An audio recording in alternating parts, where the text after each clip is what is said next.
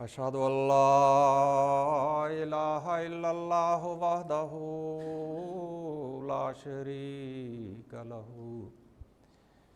وأشهد أن محمدًا عبده ورسوله أما بعد فأعوذ بالله من الشيطان الرجيم بسم الله الرحمن الرحيم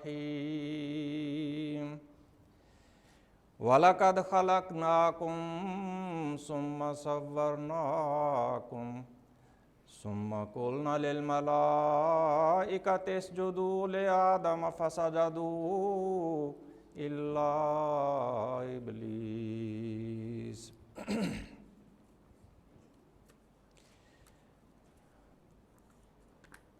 ہم یہاں اپنے وطن سے بہت دور خدا تعالیٰ کی منشاء کے مطابق غریب الوطن ہو کے ایک نئے ملک کو اپنا وطن ہم نے بنایا ہے، لیکن اس کے ساتھ ہمیں یہ بات نہیں بھولنی چاہیے کہ یہاں آنے کا ہمارا کوئی نہ کوئی مقصد ضرور ہے۔ خدا تعالیٰ ہمیں ویسے ہی نہیں لے کے آیا۔ بعض اوقات انسان ذاتی طور پہ کسی اور کام کے لیے جاتا ہے، ہو سکتا ہے آپ اپنے حالات کو ٹھیک کرنے کے لیے آئے ہوں، کچھ ہوں گے جن کو وہاں مصائب ہوں گے، جن کی وجہ سے وہ جماعتی خدمات کی وجہ سے یا کوئی نام آگے آ جاتا ہے، اس کی وجہ سے وہاں نہیں رہ پاتے، سچ مچ ان کو احمدی ہونے کی وجہ سے خطرہ تھا۔ لیکن یقیناً اس میں بھی کوئی شک نہیں ہے کہ ایک بڑا طبقہ ایسا ہوتا ہے جن کو بظاہر تو کوئی خطرہ نہیں، لیکن وہ دیکھتے ہیں کہ یہاں ہمارے پاس وہ وسائل نہیں ہیں، اگر ہم دوسرے ملک میں چلے جائیں گے تو حرکت میں برکت ہے، تو وہ وسائل حاصل کرنے کے لیے یہاں آتے ہیں۔ لیکن حضرت مسیح موعود علیہ الصلوۃ والسلام پر ایمان لانے کا ایک تقاضا ہے۔ وہ تقاضا کیا ہے؟ وہ وہی ہے جس کی خاطر انبیاء دنیا میں تشریف لاتے ہیں۔ حضرت اقدس محمد مصطفیٰ صلی اللہ علیہ وسلم بھی تشریف لائے اور اسی تعلیم کو زندہ کرنے کے لیے حضرت اقدس مسیح موعود علیہ الصلوۃ والسلام تشریف لائے۔ وہ مقصد کیا ہے؟ وہ خدا تعالیٰ کی ذات کو پانا ہے، اور انبیاء آتے ہی اس لیے ہیں کہ کھوئی ہوئی انسانیت کو خدا تعالیٰ تک ملایا جائے۔ اور حضور صلی اللہ علیہ وسلم کے آنے کا مقصد یہ تھا کہ اس سے پہلے جو انبیاء الگ الگ مختلف اقوام کی طرف اور مخصوص وقت کے لیے تشریف لاتے تھے، اب وہ وقت آنے والا تھا کہ پوری دنیا نے ایک گلوبل ولیج بننا تھا، اور اب ایک ایسی تعلیم کی ضرورت تھی جو پوری دنیا کی ضروریات کو پورا کرتی، اور وہ تعلیم قرآن کریم کی شکل میں حضرت اقدس محمد مصطفیٰ صلی اللہ علیہ وسلم پہ اتری، اور آپ کی وساطت سے اللہ تعالیٰ نے وہ تعلیم ہمیں عطا فرمائی۔ اور اس قرآن کریم کے اندر حج کا ذکر کرتے ہوئے، خانہ کعبہ کی اہمیت کا ذکر کرتے ہوئے اللہ تعالیٰ فرماتا ہے کہ حیثو ما کنتم فولوا وجوہکم شطرہ، کہ تم جہاں بھی ہو تمہاری توجہ اس طرف رہنی چاہیے۔ کس طرف؟ خانہ کعبہ کی طرف۔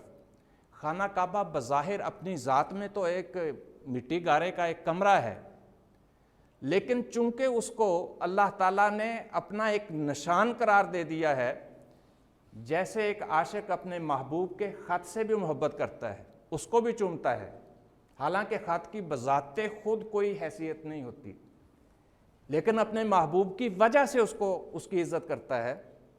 اسی طرح خانہ کعبہ کا احترام ہم ضرور کرتے ہیں، حجر اسود کو بوسہ بھی دیتے ہیں، لیکن حضرت ابو بکر صدیق رضی اللہ تعالیٰ عنہ نے حجر اسود کو بوسہ دیتے ہوئے فرمایا تھا کہ اے پتھر، میں جانتا ہوں کہ تو ایک پتھر ہے اور پتھر سے زیادہ تیری کوئی حیثیت نہیں، اگر حضرت اقدس محمد مصطفیٰ صلی اللہ علیہ وسلم کو میں نے تجھے بوسہ دیتے ہوئے نہ دیکھا ہوتا تو میں تجھے ہرگز بوسہ نہ دیتا۔ یعنی میں اگر چوم رہا ہوں تو محمد مصطفیٰ صلی اللہ علیہ وسلم کی محبت میں چوم رہا ہوں، اور آپ کی محبت اللہ کی محبت تک لے کے جاتی ہے۔ یہ وہ چیز ہے جو اللہ تعالیٰ ہمیں فرما رہا ہے کہ تم جہاں بھی ہو تمہاری توجہ اس طرف رہنی چاہیے۔ وجہ کہتے ہیں چہرے کو، اور جس طرف انسان اپنا چہرہ کرتا ہے اپنی توجہ، اس کو کہتے ہیں توجہ، یعنی آپ کے دماغ میں ایک مقصد ہوتا ہے۔ تو یہ اللہ تعالیٰ بیان فرما رہا ہے کہ تم جہاں بھی دنیا میں چلے جاؤ وہاں تمہاری توجہ کا مرکز خانہ کعبہ اور اس سے اٹھنے والی آواز رہنی چاہیے کہ تم رب کعبہ سے اپنا تعلق بھی قائم رکھو اور دنیا کو بھی اس طرف تم نے بلانا ہے، تبلیغ کرنی ہے دنیا کو۔ تو یہ بنیادی کام ہے جس کی طرف ہماری توجہ رہنی چاہیے کہ ہم جہاں بھی چلے جائیں، ذاتی اغراض سے جائیں یا جماعتی اغراض سے جائیں، لیکن بنیاد ہماری اللہ کی ذات ہے، اس سے تعلق نہیں ٹوٹنا چاہیے، اور نہ صرف اپنا تعلق خدا کی ذات سے جوڑیں بلکہ جہاں ہم رہ رہے ہیں وہاں کے ارد گرد کے لوگوں کو بھی اس طرف توجہ دلاتے رہیں۔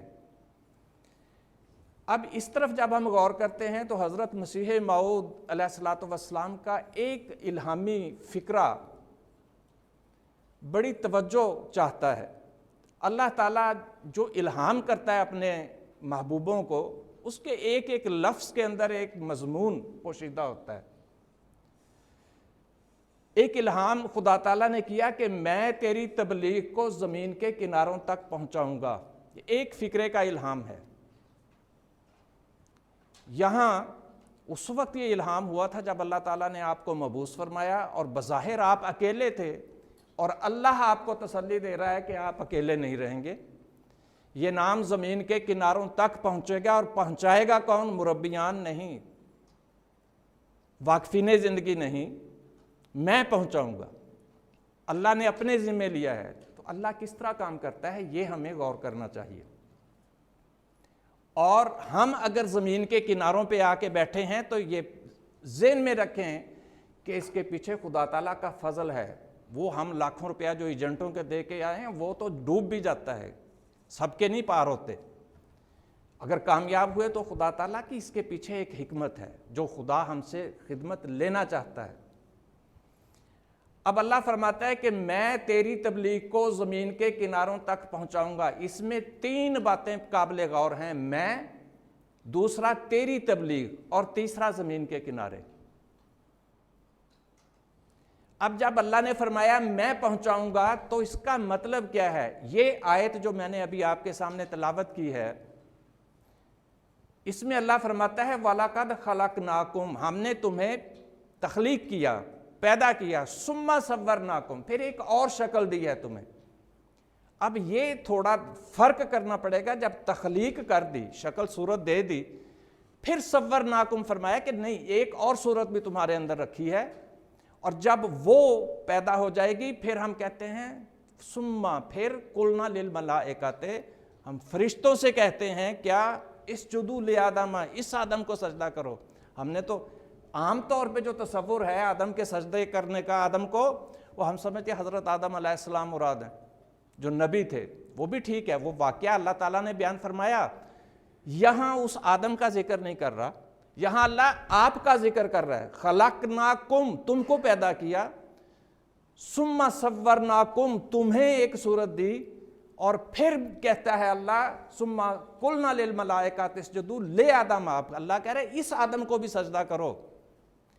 اب یہاں قابل غور بات یہ ہے کہ ایک مقام انسان اگر ترقی کرے تو وہ آ جاتا ہے جہاں ہر انسان کے لیے اللہ کا یہ حکم صادق ہو جاتا ہے کہ اس کو بھی سجدہ کرو، صرف اس آدم کو نہیں، ہر اس آدم کو سجدے کا حکم ہے جو خدا کی خاطر وہ صورت اختیار کر جائے۔ اب وہ صورت کیا ہے یہ قابل غور ہے۔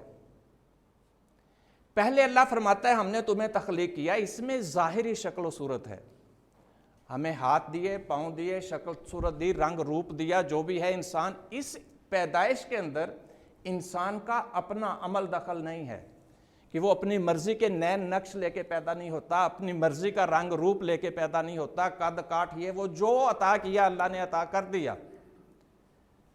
اس عطا میں لوگ کیڑے نکالتے ہیں، اس کا ناک ایسا ہے، اس کا چہرہ ایسا ہے، اس کو رنگ ایسا ہے، وغیرہ وغیرہ.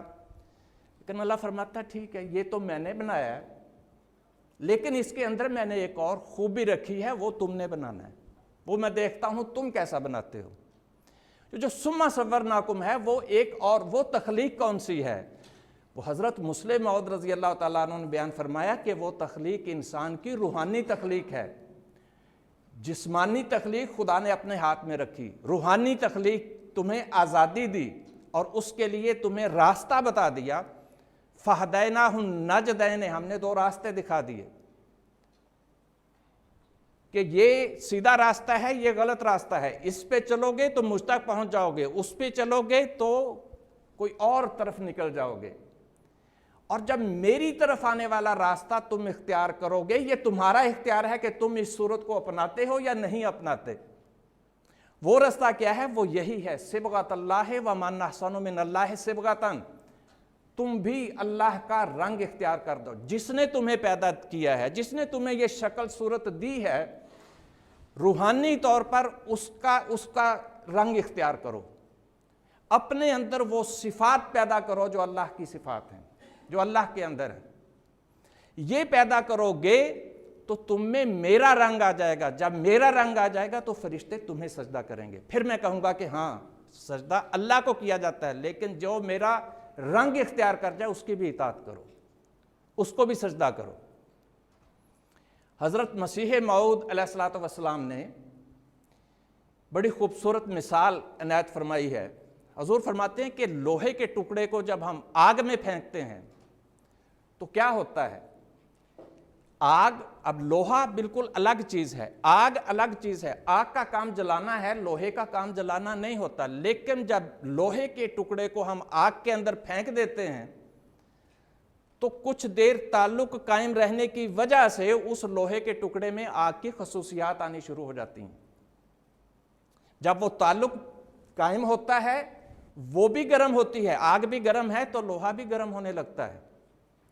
اور جو کام آگ کرتی ہے وہ لوہا بھی وہی کام کرنا شروع کر دیتا ہے.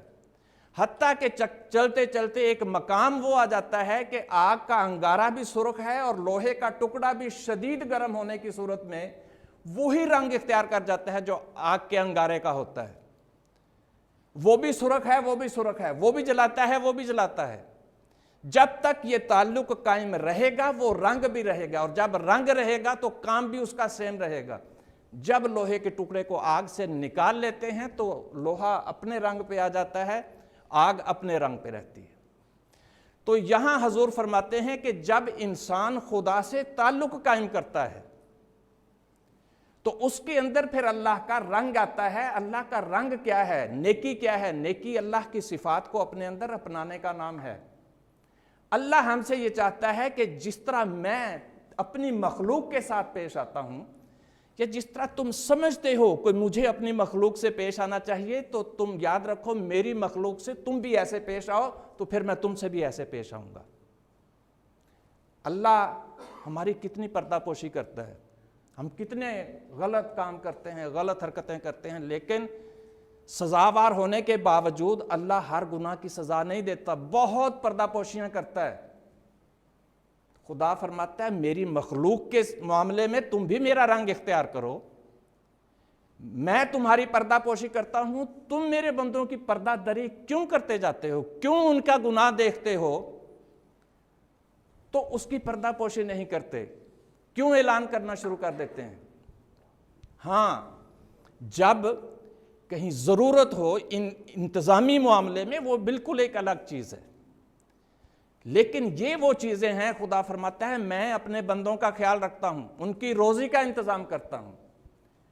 تمہارا بھی فرض ہے جو میں تمہیں عطا کرتا ہوں تم میرے غریب بندوں کی روزی کا تم انتظام کرو. میں رازق ہوں، تم بھی ذلی طور پر رازق بن کے دکھاؤ. میں غفور ہوں، رحیم ہوں، تمہارے گناہوں کو بخشتا ہوں، معاف کرتا ہوں. اور تم چاہتے یہ ہو کہ میں بھی تمہارے گناہوں کو معاف کروں، لیکن میرے بندوں کے گناہوں کو تم معاف کرنے کے لیے تیار نہیں ہوتے. جب تمہارے بارے میں کوئی تھوڑی سی بات کر دے تم کہتے ہو جب تک میں اس کو انجام تک نہ پہنچا لوں میں چھوڑوں گا نہیں. اپنے عزیزوں رشتہ داروں میں بھائی بھائی کا دشمن ہوا ہوتا ہے، آپس میں اختلافات پیدا ہو جاتے ہیں، لیکن اللہ فرماتا ہے کہ یہ اختلاف پیدا کر کے ایک دوسرے کے گریبان پکڑ کے ایک دوسرے کی ٹانگیں کھینچتے ہو اور مجھے کہتے ہو معاف کر دو، میرے بندوں کو معاف کرو گے تو میں معاف کروں گا، میں غفور ہوں تم بھی غفور بنو، میں رحیم ہوں تم بھی رحیم بنو، میں رازق ہوں تم بھی میرے بندوں کے لیے رازق بنو، میں تمہاری ستاری کرتا ہوں تم بھی میرے بندوں کی ستاری کرو، یہ کرو گے تو پھر تمہارے اندر میرا رنگ آئے گا۔ اگر یہ رنگ نہیں ہے تو پھر نہ نماز کسی کام کی ہے، نہ روزہ کسی کام کا ہے، نہ زکوٰۃ کسی کام کی، نہ حج کسی کام کا۔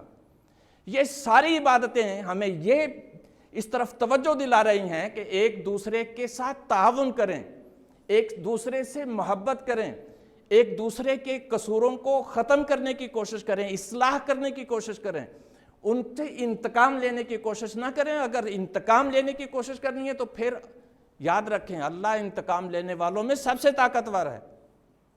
پھر ذرا اپنے اعمال کا بھی ہمیں خیال کرنا چاہیے کہ اگر اس طرح چھوٹی چھوٹی باتوں پہ اللہ ہم سے انتقام لینے لگے تو ہمارا کیا حال ہوگا۔ تو یہ وہ تعلق ہے جو خدا ہم سے چاہتا ہے کہ ایک طرف عبادت کرو، دوسری طرف عبادت تب قبول ہوگی جب میرے بندوں کے اوپر خرچ کرو گے، میرے بندوں کی عزت کا خیال رکھو گے، ان کی جان کا خیال رکھو گے، ان کے مال کا خیال رکھو گے۔ امن میں ہونا چاہیے میرا بندہ تمہارے ہاتھ سے، تمہارے دماغ سے، تمہاری زبان سے۔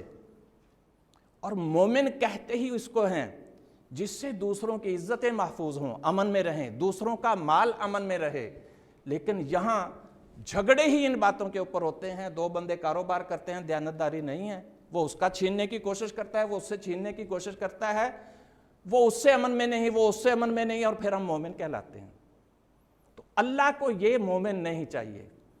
اللہ فرماتا ہے میں بھی مؤمن ہوں، اطاع المؤمن ہم میں سے کئیوں کے نام ہوتے ہیں۔ اللہ فرماتا ہے تم بھی مؤمن بنو، میں تمہیں امن دیتا ہوں، تمہارے بھوک ہوتی ہے تو میں تمہیں امن دیتا ہوں، تمہیں روزی عطا کرتا ہوں، تم پیاسے ہوتے ہو تمہیں پیاس سے امن دیتا ہوں، پانی دیتا ہوں، تمہیں اپنی عزت پیاری ہے، میں تمہارے گناہوں کو اچھالتا نہیں ہوں ہر لحاظ سے۔ اور انہی معنوں میں حضرت اقدس محمد مصطفیٰ صلی اللہ علیہ وسلم صادق اور امین تھے کہ جو کہتے تھے سچ کہتے تھے، لیکن دوسروں کی عزتوں کے بھی آپ امین تھے۔ تمام لوگوں کی عزتیں آپ سے امن میں تھیں، ان کے مال امن میں تھے، ان کی جانیں امن میں تھیں، اور یہی تھی جو حضرت اقدس محمد مصطفیٰ صلی اللہ علیہ وسلم پوری دنیا کے لیے امن کا پیغام دے کے آئے تھے۔ اسی لیے فرمایا وَمَا أَرْسَلْنَاكَ إِلَّا رَحْمَةً لِّلْعَالَمِينَ، تمام جہانوں کے لیے رحمت بنا کر بھیجا گیا۔ اور یہ وہ چیز ہے جو حضرت اقدس مسیح موعود علیہ الصلوۃ والسلام ہمیں پیدا کرنے کے لیے تشریف لائے۔ اگر یہ چیزیں ہم پیدا کرتے ہیں اپنے اندر تو پھر ہم کہہ سکتے ہیں کہ ہم نے وہ صبغۃ اللہ کا مقام حاصل کیا۔ اور جب صبغۃ اللہ کا مقام حاصل کریں گے تو یہ وہ مقام ہے کہ جب اس مقام پہ بندہ آ جاتا ہے پھر اللہ کہتا ہے کہ ہاں اس کو سجدہ کرو۔ اللہ تعالیٰ فرماتا ہے کہ جب میرا بندہ میرے لیے نوافل ادا کرتا ہے تو میں اس کے ہاتھ بن جاتا ہوں جن سے وہ پکڑتا ہے، میں اس کے پاؤں بن جاتا ہوں جن سے وہ چلتا ہے، میں اس کی آنکھیں بن جاتا ہوں جن سے وہ دیکھتا ہے، میں اس کے کان بن جاتا ہوں جس سے وہ سنتا ہے، اور میں اس کی زبان بن جاتا ہوں جس سے وہ بولتا ہے۔ جب یہ کیفیت پیدا ہو جائے، محبت کہتے ہی اس کو ہیں، تو جب یہ کب ہوگا؟ جب نوافل ادا کرتے ہیں، اللہ سے تعلق پیدا کرتے ہیں۔ نوافل نماز کے بعد آئے، فرض کے بعد ہوتا ہے، اور نماز وہی ہے کہ اللہ جو اس کی روح کیا ہے، بندوں کو امن دینا، ان کا خیال رکھنا، پیار کرنا، محبت کرنا، ان کو قریب کرنا، دور کرنا نہیں ہے۔ تو جب یہ چیز پیدا کرتا ہے تو اللہ فرماتا ہے کہ میں اس کا ہاتھ بنتا ہوں، میں اس کے پاؤں بنتا ہوں، میں اس کے کان بن جاتا ہوں، میں اس کی آنکھیں بن جاتا ہوں، میں اس کی زبان بن جاتا ہوں۔ یہ وہ مقام ہے جو خدا تعالیٰ اپنے انبیاء کو عطا کرتا ہے، اپنے خلفاء کو عطا کرتا ہے۔ اور حضرت مسیح موعود علیہ الصلوۃ والسلام نے اسی وجہ سے فرمایا تھا کہ میری زبان سے کوئی اور روح بول رہی ہے، یہ زبان میری زبان نہیں ہے، یہ میری آواز نہیں ہے، یہ اللہ کی آواز ہے جو میں تم تک پہنچاتا ہوں۔ تو یہی ایک چیز ہے کہ ایک بندہ جب خدا سے تعلق پیدا، جس سے اس کو محبت ہے، جب وہ اس سے تعلق پیدا کرے گا تو اس کا رنگ ضرور آئے گا۔ یہاں تو کسی گانے والے کو دیکھیں تو اس کے گانے، جس سے محبت کرتا ہے اس کے گانے گا رہا ہوتا ہے بندہ. اب ہمارے سامنے یہ دوست بیٹھے ہیں نظموں والے، جن کی نظمیں ٹی وی پہ سنتے ہیں، اسی ترنم میں، اسی لے میں، اسی لہن میں بچے کاپی کرنے کی کوشش کرتے ہیں. تو جب تک وہ محبت ہوتی ہے تب تک وہ رنگ بھی آتا ہے. اگر وہ رنگ نہیں ہے پھر محبت کے دعوے جھوٹے ہیں. اور حضرت اقدس محمد مسیح موعود علیہ السلام نے یہی فرمایا تھا کہ جب یہ مقام حاصل ہو جائے تو اللہ فرماتا ہے کہ فرشتے اس کے اطاعت گزار ہو جاتے ہیں، اس کو سجدہ کرنے والے ہوتے ہیں. اور ایسے انسانوں سے پھر جس طرح اللہ سے ڈرنا ہوتا ہے ایسے لوگوں سے بھی ڈرنا پڑتا ہے. حضرت مسیح علیہ السلام نے فرمایا کہ جو خدا کا ہے اسے للکارنا اچھا نہیں، ہاتھ شیروں پر نہ ڈالے روبائے زار و نزار، سر سے میرے پاؤں تک وہ یار مجھ میں ہے نہاں، اے میرے بدخواہ کرنا ہوش کر کے مجھ پہ وار. کہ میں تو اپنے یار میں، خدا تعالیٰ کی ذات میں ایسے نہاں ہوں، میرے اندر وہ رنگ آ چکا ہے، اس کی محبت آ چکی ہے. اس لیے میرے اوپر وار نہ کرنا، جو میرے اوپر وار کرے گا وہ اللہ پر وار کرے گا. یہ وہ مقام جب آ جائے گا تو اللہ تعالیٰ فرماتا ہے کہ میں تیری تبلیغ کو زمین کے کناروں تک پہنچاؤں گا. تو مطلب کیا؟ ایسے لوگوں کے ذریعے جن کا وجود میرے رنگ سے رنگین ہوگا، جن کی زبان سے میں بول رہا ہوں گا، جن کے ہاتھوں سے میں ٹپک رہا ہوں گا، جن کی آنکھوں میں میری شرم اور حیا ہوگی، جو میرے کہنے کے مطابق سن رہے ہوں گے. ایسے لوگ مستحق ہوں گے جو تیرا پیغام دنیا کے کناروں تک لے جا سکیں گے. تو یہ جب رنگ آتا ہے تو پھر محبوب نظر آتا ہے، پھر عاشق نہیں رہتا، وہاں معشوق نظر آتا ہے. حضرت مسیح علیہ السلام کا جیسا کہ میں نے عرض کیا کہ جب اللہ سے محبت کی تو فرمایا سر سے پاؤں تک اللہ ہی اللہ ہے. اور محمد مصطفیٰ صلی اللہ علیہ وسلم سے محبت کی تو فرمایا من فرق بینی و بین المصطفیٰ ما عرفانی و ما رآنی، کہ جس نے میرے اور محمد مصطفیٰ صلی اللہ علیہ وسلم نے فرق کیا اس نے مجھے پہچاننا ہی نہیں ہے بھائی. تو یہ تو کیوں؟ اس لیے کہ نبی پاک صلی اللہ علیہ وسلم نے بھی یہی رنگ اختیار کیا تھا، خدا کا رنگ اختیار کیا تھا. جب کیا تو آپ مٹھی پھینکتے ہیں کافروں کی طرف، اللہ فرماتا ہے ما رمیت اذ رمیت ولکن اللہ رما، یہ تو نے نہیں پھینکی، اللہ نے پھینکی ہے. اور آپ مومنوں کے ہاتھ پر ہاتھ رکھتے ہیں بیعت لینے کے لیے، اللہ فرماتا ہے ید اللہ فوق ایدیہم، یہ ان کے ہاتھ کے اوپر میرا ہاتھ ہے، اللہ کا ہاتھ ہے. کیوں؟ علامہ اقبال نے اسی لیے کہا تھا ہاتھ ہے اللہ کا، بندہ مومن کا ہاتھ، کہ جو مومن ہوتا ہے اس کا ہاتھ تو اللہ کا ہاتھ بن جایا کرتا ہے.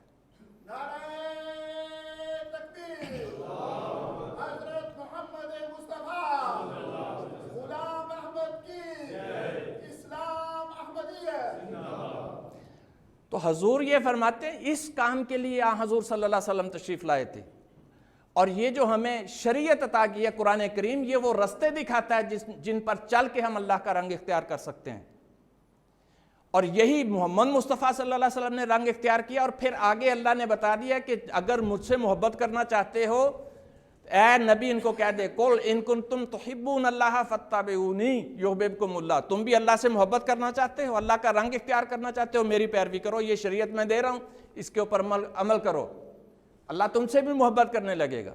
اسی محبت میں حضرت مسیح موعود علیہ السلام تشریف لائے. اور یہ محبت اپنے اندر ہمارے اندر پیدا کرنے کے لیے جب یہ رنگ ہم اختیار کریں گے پھر یہ زمین کے کناروں تک خدا تمہیں لے کے آیا ہے.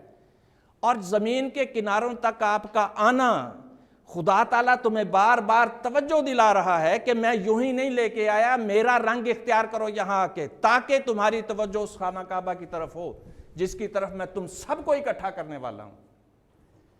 تو یہ چیز سوچتے ہوئے خود دیکھ لیں کہ ہمارے اوپر کتنی بڑی ذمہ داری عائد ہوتی ہے. بے شک آپ پیسے خرچ کر کے ٹھیک ہے کمائیں، دنیا بھی کمائیں، اس میں منع نہیں ہے، ضروری ہے. لیکن اس کے ساتھ ساتھ فرماتا ہے جہاں بھی ہو جو کام بھی کرو اس توجہ کو مت بھولنا. حیثو ما کنتم فولوا وجوہکم شطرہ، اپنی توجہ اس طرف رکھو، خدا کی طرف رکھو، خدا کے دین کی طرف رکھو، اس کی حفاظت کی طرف رکھو. حضور صلی اللہ علیہ وسلم نے خواب میں دجال کو بھی خانہ کعبہ کا طواف کرتے دیکھا ہے، اور حضرت مسیح موعود علیہ السلام کو بھی خانہ کعبہ کا طواف کرتے دیکھا ہے. تو حضرت مسیح علیہ السلام نے اس کی یہی تعبیر فرمائی ہے کہ چور بھی گھر کا طواف کرتا ہے، چور بھی گھر کے گرد چکر لگاتا ہے، اور چوکیدار بھی گھر کے گرد چکر لگاتا ہے، دونوں کے مقاصد الٹ ہوتے ہیں۔ چور کسی گھر کے گرد چکر لگاتا ہے وہاں نقب لگانے کے لیے، چوری کرنے کے لیے، گھر کو خراب کرنے کے لیے، اور چوکیدار اس کا چکر لگاتا ہے اس کی حفاظت کرنے کے لیے۔ تو ہمیں خدا تعالیٰ نے اس گھر کا چوکیدار بنا کے بھیجا ہے، اور دنیا کے کناروں پر بیٹھ کے بھی ہمیں یہ نظر رکھنی چاہیے کہ کوئی ایسی نظر سے تو خانہ کعبہ کی طرف نہیں دیکھ رہا کہ اس کی تعلیم پر خدا کی توحید کے اوپر زد پڑ رہی ہو، خدا کی توحید کے اوپر کوئی نقب لگا رہا ہو۔ تو اس کی حفاظت ہم یہاں بیٹھ کے کر رہے ہیں تو ہم حضرت مسیح علیہ السلام کے آنے کے مقاصد کو پورا کر رہے ہیں۔ اگر ہم یہ کام نہیں کر رہے تو پھر ہمارا یہ سفر بیکار چلا جاتا ہے۔ یہ وہ بات ہے جو ہمیں توجہ دلانے کے لیے حضرت مسیح علیہ السلام فرماتے آئے ہیں۔ یہ وہ اس الہام کے اندر اللہ تعالیٰ نے فرمایا میں پہنچاؤں گا تیری تبلیغ کو، میں سے مراد ایسے لوگ جو اللہ کا رنگ اختیار کر چکے ہوں گے، جو ایک دوسرے سے محبت کرنے والے ہوں گے، محبت کا پیغام دینے والے ہوں گے، ان کو میں ایسے حالات پیدا کروں گا کہ وہ زمین کے کناروں تک جائیں گے، اور تبلیغ کس کی پہنچائیں گے؟ تیری۔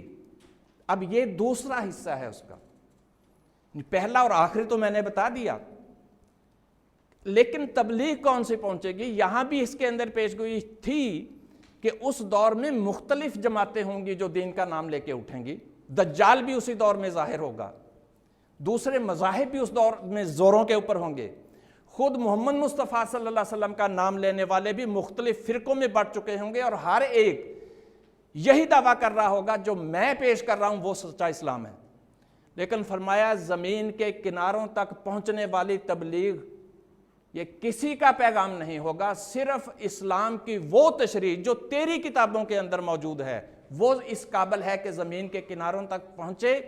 یہ نہ صرف پہنچے گی بلکہ میرے ان بندوں کے ذریعے پہنچے گی جو میرا رنگ اختیار کر چکے ہیں۔ یہ ایک دوسری ذمہ داری ہمارے اوپر ہے کہ حضرت مسیح علیہ السلام نے جو کتب اسلام کے دفاع میں رکھی ہیں، اگر ہم قرآن کی اس آیت پر عمل کرنا چاہتے ہیں کہ تم جہاں بھی ہو اس طرف اپنی توجہ رکھو، تو اس طرف توجہ کرنے کے لیے اللہ نے اس الہام میں بتا دیا کہ تیری کتابیں جو پڑھے گا اس کی توجہ ادھر رہے گی اور اس کی حفاظت کرتا رہے گا، وہ اس جہاد میں شامل رہے گا۔ باقی جتنے بھی فرقے ہیں وہ دعوے تو ہوں گے لیکن وہ اس قابل ہی نہیں ہوں گے کہ ان کی جو تعلیم ہے اس سے اسلام کا دفاع ہو سکے، نہ وہ زمین کے کناروں تک پہنچنے کے قابل ہوں گے، نہ اگر پہنچ بھی گئے تو ان کا فائدہ کوئی نہیں۔ تو اس لیے دوسری توجہ ہمیں اس طرف دینی چاہیے کہ جو حضرت مسیح علیہ السلام کی کتابیں ہیں، اللہ تعالیٰ نے فرمایا آسمان سے دودھ اترا، اس کو محفوظ رکھو۔ دودھ سے مراد کیا ہے؟ خدا تعالیٰ کی تعلیم، کیونکہ ایک تو دودھ پاکیزہ چیز ہوتی ہے، دوسرا دودھ ایک ایسی خوراک ہے جس کے ہوتے ہوئے کسی دوسری خوراک کی ضرورت نہیں رہتی۔ چھوٹا بچہ پیدا ہوتا ہے صرف دودھ کے اوپر پلتا ہے اور پوری نشو و نما دیتا ہے۔ تو اللہ کی جو شریعت ہے یہ بھی پوری انسانیت کی تمام ضروریات کو پورا کرتی ہے۔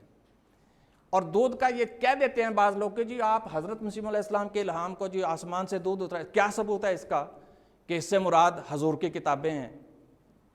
ثبوت اس کا یہ ہے کہ حضرت اقدس محمد مصطفیٰ صلی اللہ علیہ وسلم کو بھی جب خدا تعالیٰ نے معراج کا شرف عطا فرمایا تھا تو اس دوران حضور فرماتے ہیں کہ میرے سامنے 3 پیالے پیش کیے گئے، ایک شراب کا تھا، ایک پانی کا تھا اور ایک دودھ کا تھا۔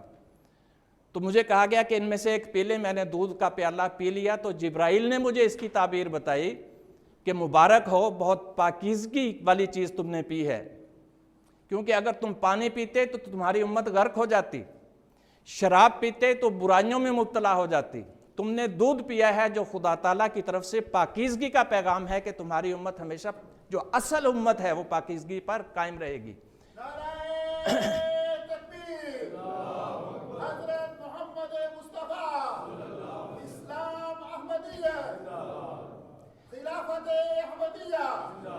تو ایک دودھ وہ تھا جو محمد مصطفیٰ صلی اللہ علیہ وسلم کو خواب میں اللہ تعالیٰ نے پلایا، اور اس کو جسمانی طور پر یعنی ظاہری طور پر ہمیں قرآن کریم کی صورت میں ہمارے سامنے وہ تعلیم پیش کر دی جو تمام ضروریات کو پورا کرنے والی تھی۔ اور دوسرا دودھ الہاماً بتایا کہ یہ ہے جو محمد مصطفیٰ صلی اللہ علیہ وسلم کی اس لائی ہوئی شریعت کی حفاظت کے لیے اس کی تشریح کے لیے اللہ تعالیٰ امام مہدی علیہ السلام کو عطا فرما رہا ہے۔ تو اس دودھ کے پیے بغیر، اس پاکیزگی کے حاصل کیے بغیر نہ تو ہم خدا سے تعلق قائم کر سکتے ہیں اور نہ خدا کے بندوں کو خدا تعالیٰ سے ملا سکتے ہیں۔ لہٰذا میری صرف یہ درخواست ہے کہ یہ الہام خود بتا رہا ہے کہ تبلیغ کی کامیابی کس صورت میں ہے، کہ زمین کے کناروں تک پھیلنے کی کوشش کرو، سیر کرو، چلو پھرو، لیکن اللہ حضور نے فرمایا کہ میری امت کی سیر بھی جہاد ہے، کہ وہ سیر کے لیے بھی جائیں گے، وہاں بھی اللہ کے نام کو پھیلانے کی کوشش کریں گے۔ تو ایک تو ہمیں جانا چاہیے جہاں ہم جا سکتے ہیں، وقف عارضی کے لیے جائیں، دوسرا حضرت مسیح علیہ السلام کی کتب کو معمولی نہ سمجھیں، ان کا مطالعہ کرتے رہیں، اور تیسرا خدا تعالیٰ کی ذات سے تعلق رکھیں، اس کی صفات اپنائیں، اس کی مخلوق سے ایسے پیش آئیں جیسے اللہ اپنی مخلوق سے پیش آتا ہے، اور دوسری مخلوق کو بھی، تاکہ ہم خدا کی طرف لانے والے ہوں۔ جب ہم مخلوق کو اپنے سے دور کریں گے تو خدا کے نزدیک نہیں کر سکتے۔ خدا کے نزدیک کرنے کے لیے ضروری ہے کہ مخلوق کو اپنے نزدیک کریں، پھر جیسے جیسے ہم خدا کے نزدیک ہوں گے وہ مخلوق بھی خدا کے قریب ہوگی۔ اللہ تعالی ہمیں اس بات کی توفیق عطا فرمائے۔ آمین۔ وآخر دعوانا ان الحمدللہ رب